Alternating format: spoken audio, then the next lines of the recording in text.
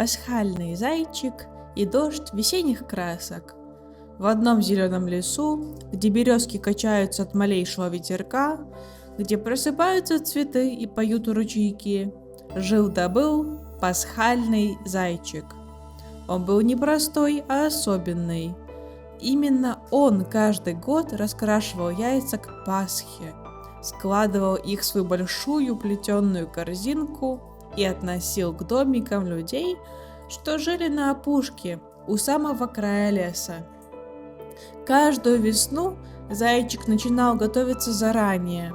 Он тщательно варил краски из ягод, корней и лепестков, терпеливо выдувал яички и рисовал на них узоры. На одном дубовый лист, на другом звездочка, на третьем березовый веночек. Были среди них и квадратики, и ромбики, и даже смешные цветочки с круглыми лепестками, как солнышко. «Ах, какие же они у меня красивые в этом году!»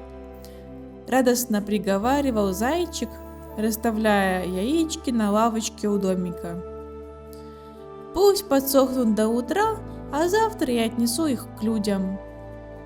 Он закрыл двери, погасил фонарик и уютно устроился спать, обняв мягкое одеяло.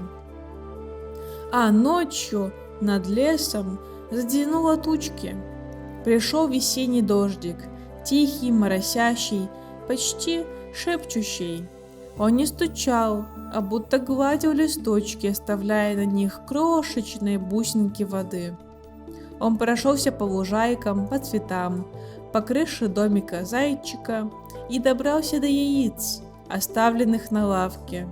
Кап, кап, кап. Краска начала расплываться, узоры потекли. Там, где был листочек, теперь капелька. Там, где цветочек, размазанный мазок.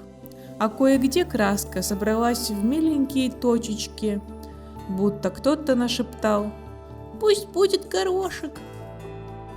Утром зайчик проснулся, вышел на крыльцо и ахнул.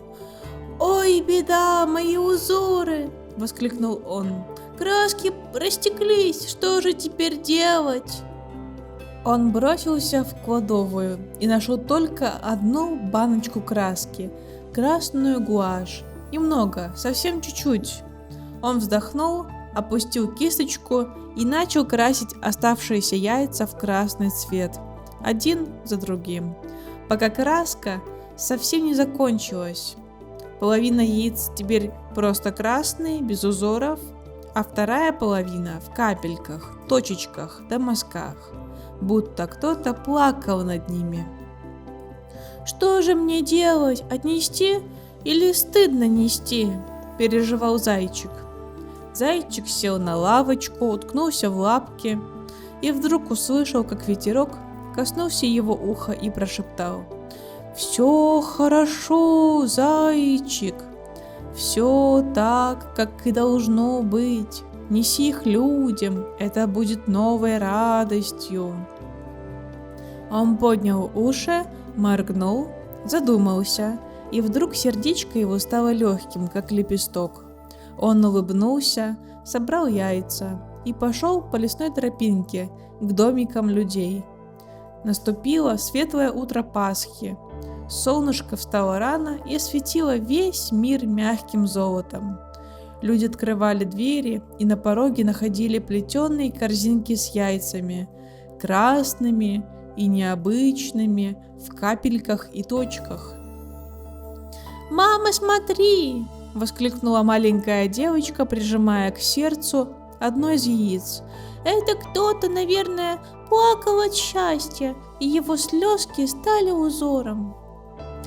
«Или весенний дождик захотел нарисовать что-то свое», — улыбнулась мама. Люди смотрели на яйца и чувствовали, как в душе у них становится тепло и светло. С тех пор в этой деревне на Пасху стали раскрашивать яйца не только в красный цвет, но и в капельки, точечки, дождинки, как будто весна сама приложила к ним кисточку. А зайчик каждую весну продолжал свою работу и больше никогда не переживал из-за дождя. Теперь он понял, что даже то, что кажется ошибкой, может обернуться чудом, если сердце наполнено любовью. Конец. Пока-пока.